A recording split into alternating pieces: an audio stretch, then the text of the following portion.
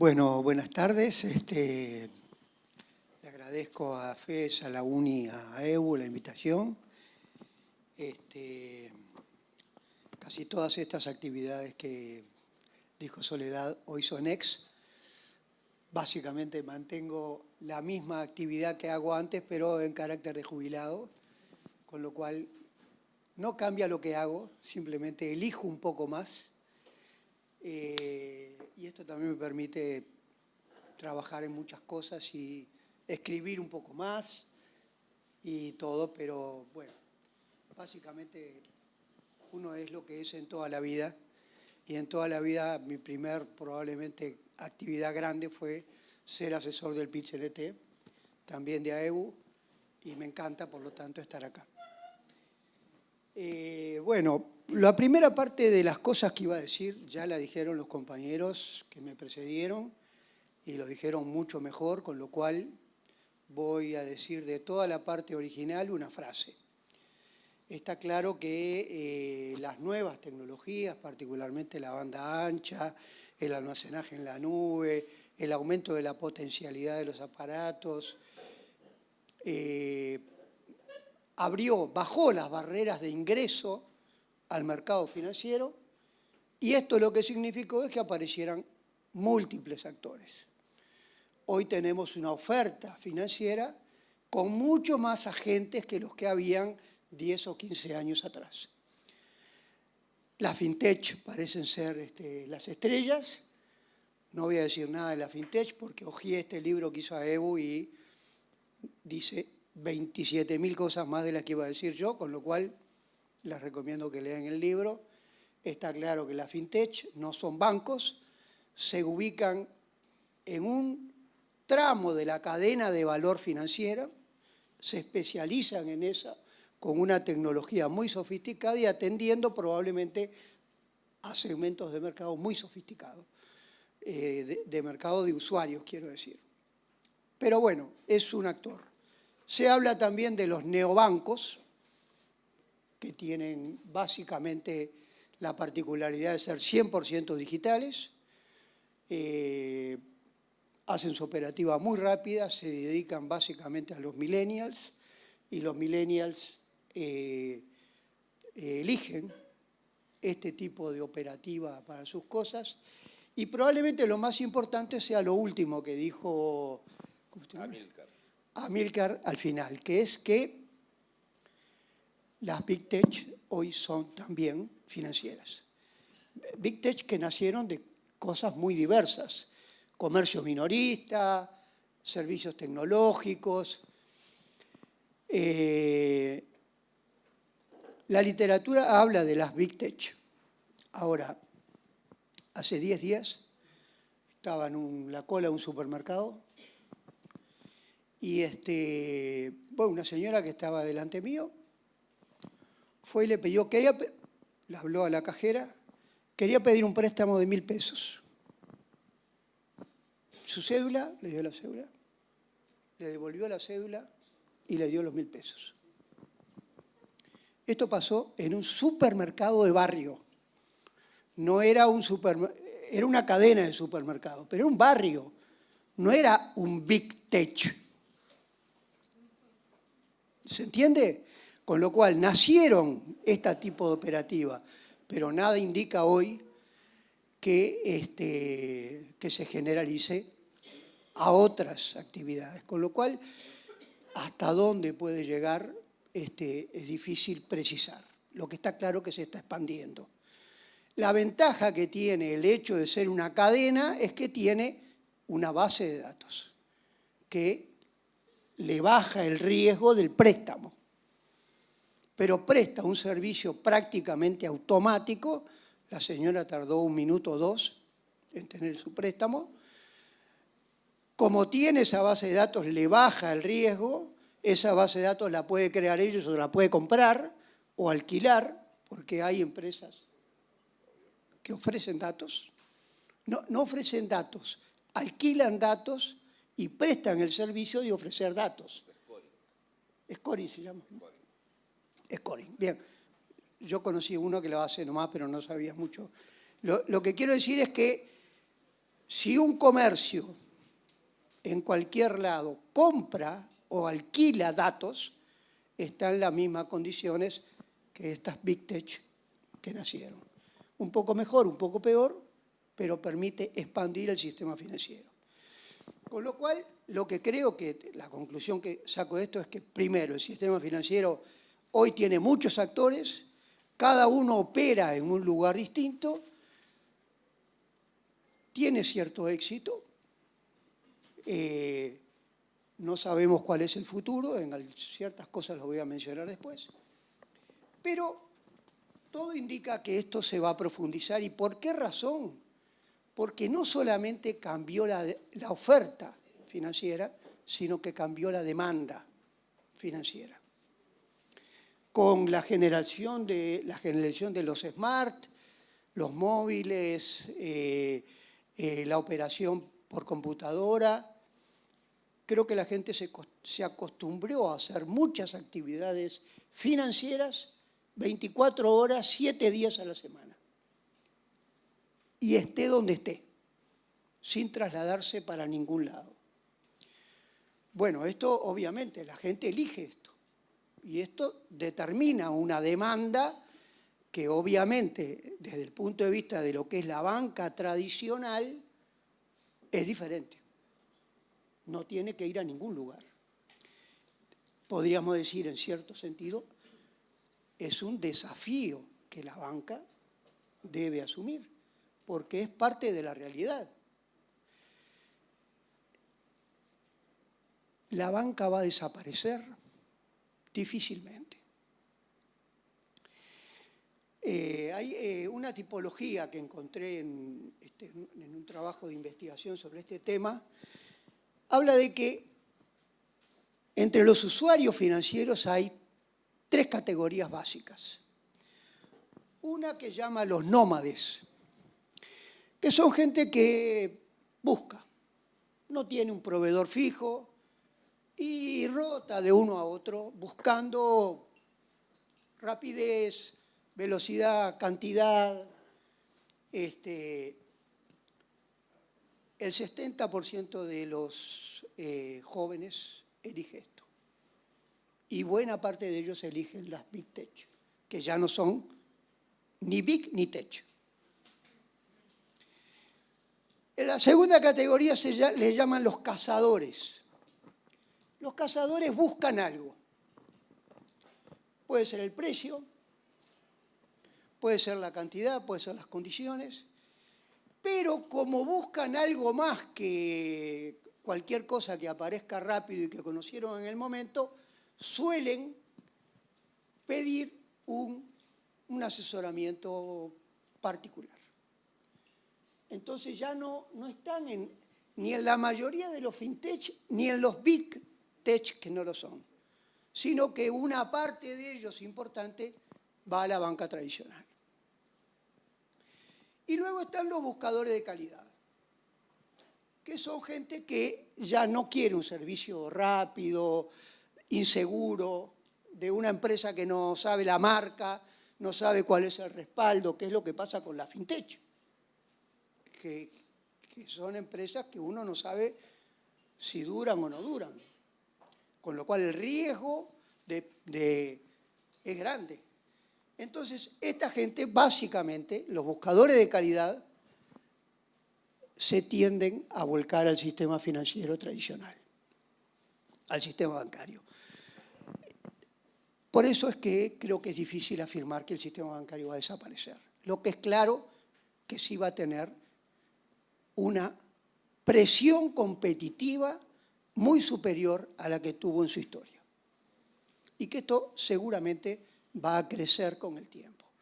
Dependerá de cómo resuelva sus problemas y de cómo atienda la demanda de consumidores o de los consumidores para que se afirme más o menos. Pero en principio uno no puede decir los bancos están muertos.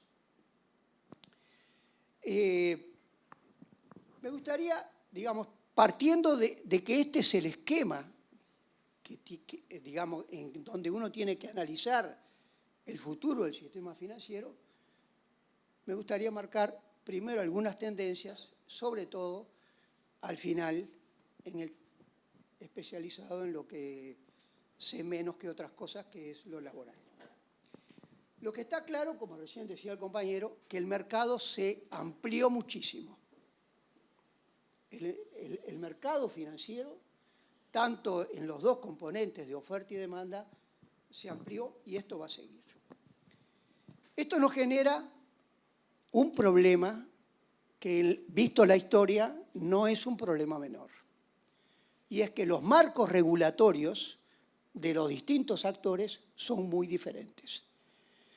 Y como bien nos veíamos hoy de mañana, el marco regulatorio de la actividad financiera tiene un rol relevante en la estabilidad del sistema financiero.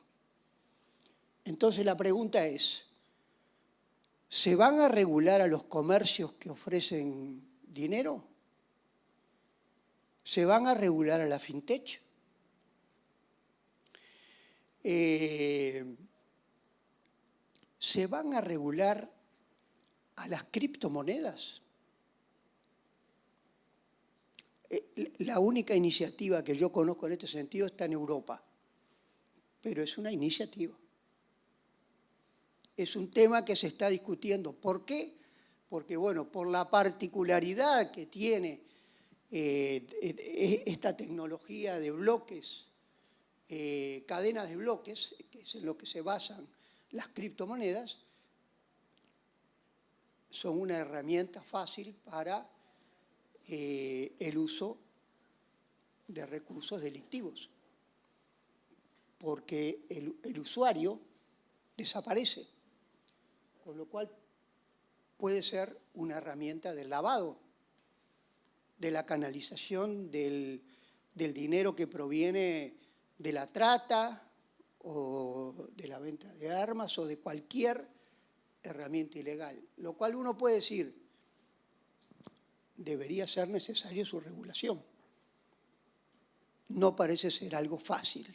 En tal caso, lo que está claro es que si uno compara la regulación del sistema financiero tradicional con el de las criptomonedas, hay un abismo que no es razonable que se mantenga.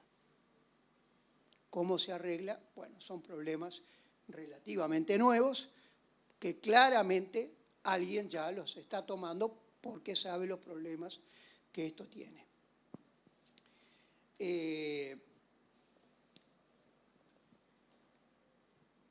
Me voy entonces, pensando que estos son problemas generales de la banca, a los temas que tienen que ver con el trabajo. Está claro que los distintos actores corresponden a sectores distintos. Tienen convenios distintos, tienen salarios distintos, tienen condiciones de trabajo distintos, pero están compitiendo en mercados similares. Este es un problema para el movimiento sindical, claramente. En una época, yo diría desde hace 10 años más o menos, la gran preocupación razonable que había era cuál era el tamaño de los puestos potencialmente sustituibles. Desde cifras muy elevadas que generaron un cierto terror y, digamos, a nivel mundial. Después hubieron una cantidad de trabajos que cambiaron la metodología, la sofisticaron, utilizaron bases de datos más sofisticadas. Esta situación, digamos, de angustia se redujo en el sentido de que la cantidad de puestos que se supone que son potencialmente sustituibles bajó sustancialmente. Hay muchas cifras, no voy a abundar en esto porque sería... simplemente lo que quiero decir es que es razonable decir que en una primera instancia este haya sido el tema central de preocupación. Pero no es el único, y es a esto a lo que me quiero referir porque creo que los sindicatos están directamente involucrados en esto. Hoy nadie, o digamos la gran mayoría opina que no hay una categoría que vaya a desaparecer totalmente. Seguramente van a desaparecer tareas que conforman la categoría. Seguramente van a aparecer nuevas tareas que antes no existían y que ahora se agregan a la categoría. Y lo que es probable es que haya tareas que se mantengan, pero de una forma distinta. Lo que está claro es que el trabajo va a cambiar. ¿De qué forma y cuál es la síntesis final de todo este conjunto de cambios? No lo sabemos y probablemente sea muy diferente en los distintos sectores y en las distintas categorías laborales de cada sector. ¿Por qué lo planteo esto? Porque este ha sido un tema histórico de tratamiento del movimiento sindical.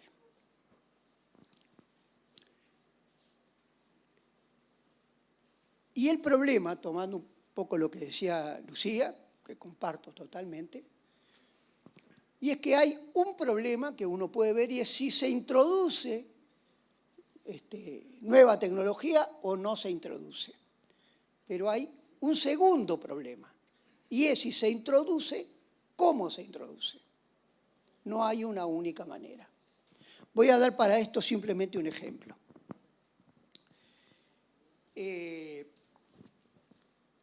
Básicamente los algoritmos que tratan las grandes bases de datos, se podría decir, esquematizando muy sencillamente, que al concluir el resultado, porque esto es la base de la inteligencia artificial, se toman datos, se procesan por algoritmo y da un resultado que es la opción más probable. Pero esta opción más probable puede tener, se dice, dos grandes formas para el trabajador, que es el usuario de ese producto generado por esa nueva tecnología. En un caso, lo que termina el algoritmo es dando información para que el trabajador tome una decisión. Una segunda alternativa extrema es que usa la información y le da al trabajador una instrucción. Es decir, le dice lo que tiene que hacer.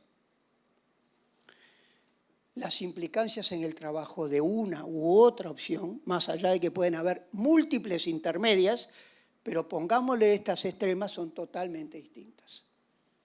Uno puede decir, en el primer caso, el trabajador es valorado, es el que tiene que tomar una decisión, tiene más información que antes, con lo cual puede hacer un trabajo de mejor calidad, porque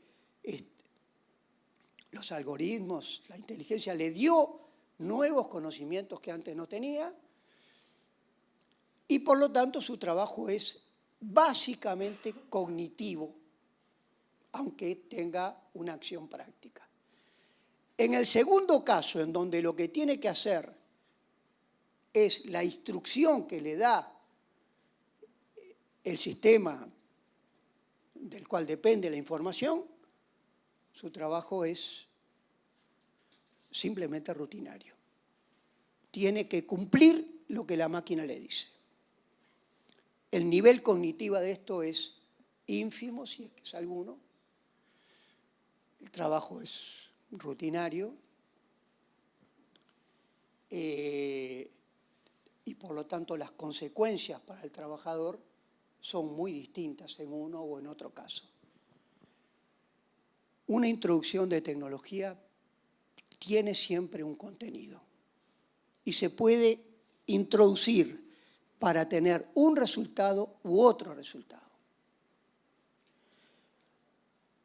¿Por qué digo esto? Porque claramente es diferente para el trabajo y para la vida del trabajador si está en una posición o en otra posición.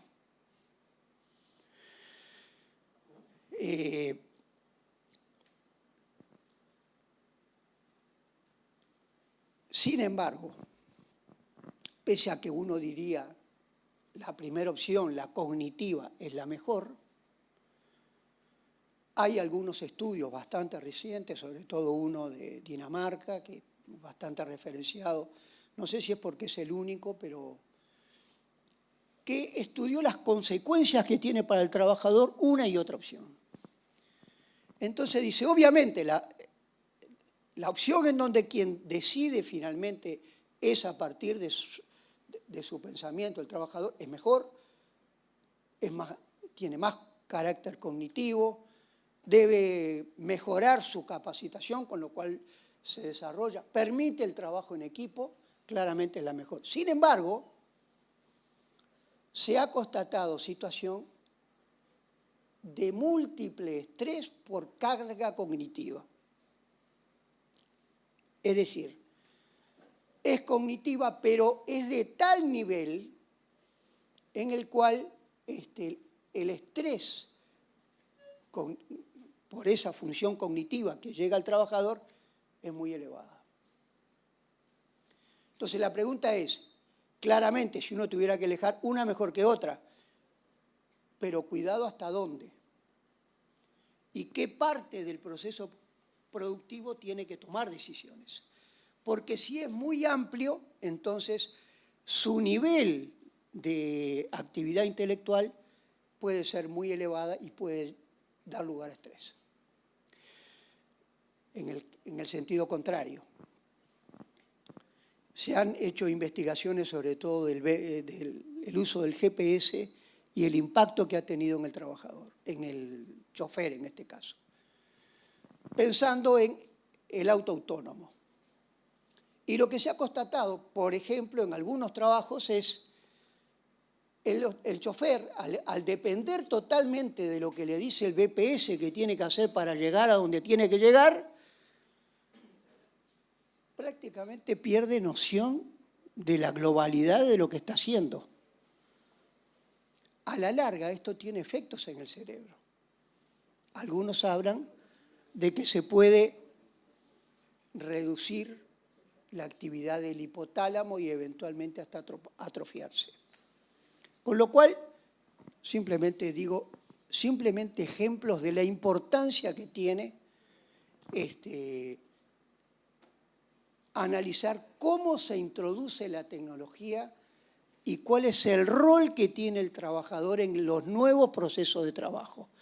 Creo que pensar que no va a haber nuevos procesos de trabajo no es realista, con lo cual asumamos que es un problema. Históricamente los sindicatos han tratado este tema. Entonces, en función de esto,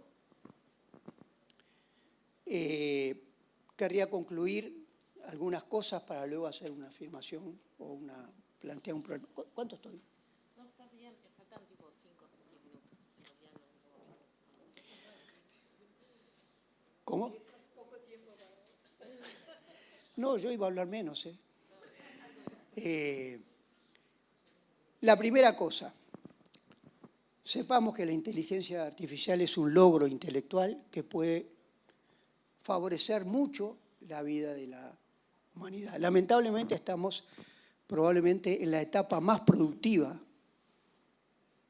de la historia de la humanidad, curiosamente, en el récord de desigualdad. Problema que no tiene que ver solo la inteligencia artificial, que en todo caso es un problema de las sociedades, nuestros, estoy diciendo, de los sindicatos, obviamente. Pero lo que está claro es que hoy no podemos pensar, ubicarnos en una postura de euforia, la inteligencia artificial lo resuelve todo, ni de pesimismo absoluto. La inteligencia artificial nos va a matar. Creo que las dos posturas no son realistas, lo cual no quiere esto dar ninguna solución. Simplemente es una postura, porque entre el medio de las dos hay infinidad de posturas. El segundo problema, lo que está claro, es que tenemos que trabajar, si se quiere, y creo que está claro que es una necesidad que el sistema financiero sea estable, que tiene que haber una regulación que vaya a lo mayor posible de lo que es la realidad del sistema financiero actual.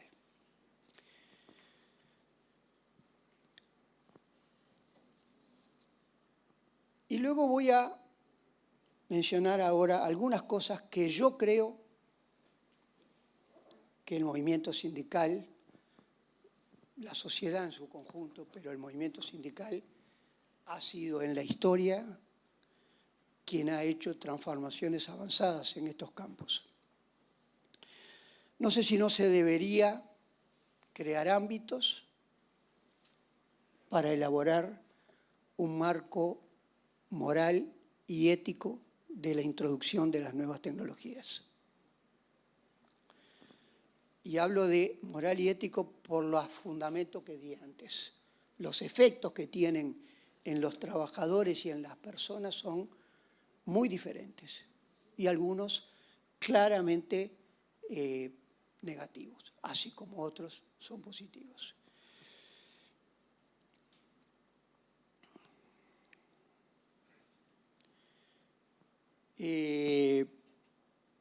Obviamente yo creo que en esta discusión tenemos que, como ha sido histórico también en el movimiento sindical, priorizar el aprender a aprender para poder desarrollarnos intelectualmente. Esto es posible si la introducción de tecnología tiene esto como objetivo. Tenemos que exigir la capacitación necesaria para insertarnos en los nuevos procesos de trabajo. Los requisitos son distintos de los del pasado. Esto no solamente para los trabajadores más calificados o menos calificados. El propio sector terciario, las universidades, hoy están interpeladas por este tema.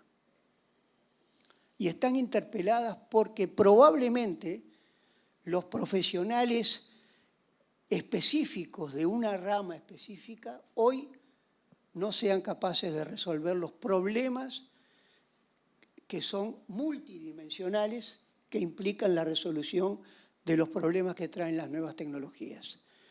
Por eso al ingeniero seguramente se le va a pedir que siga sabiendo hacer una casa o una máquina o lo que sea, pero probablemente tenga que adquirir otras habilidades, como promover el trabajo en equipo, como promover los procesos de resolución de problemas, o sea, educación para resolver problemas, y así sucesivamente.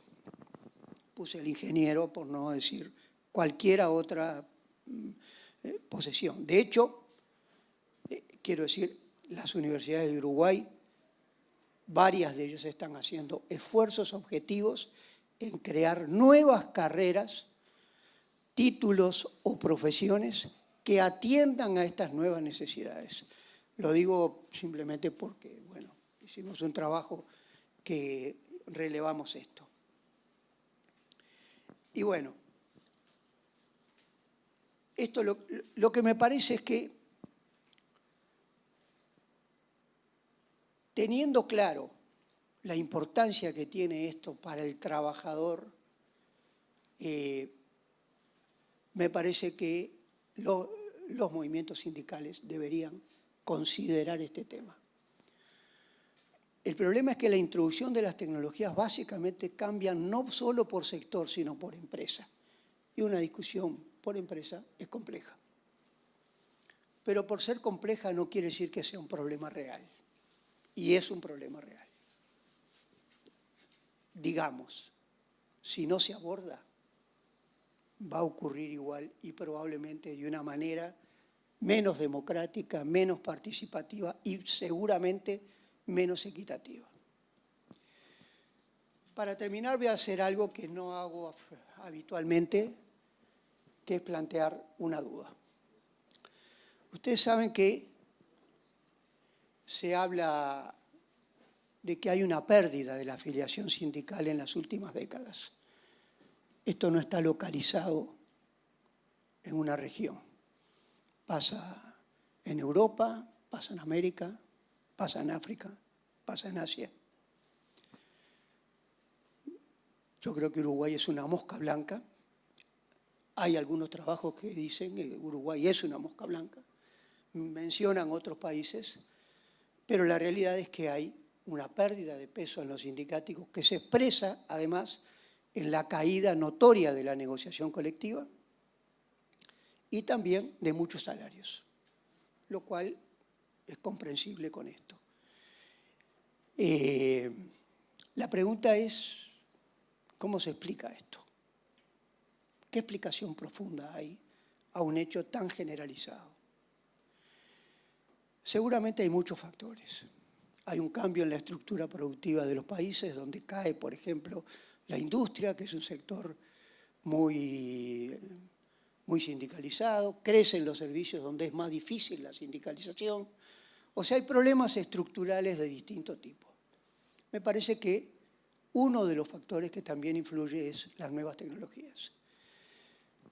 Como explicó claramente Lucía, los trabajos potencialmente más sustituibles son los rutinizables, rutinarios.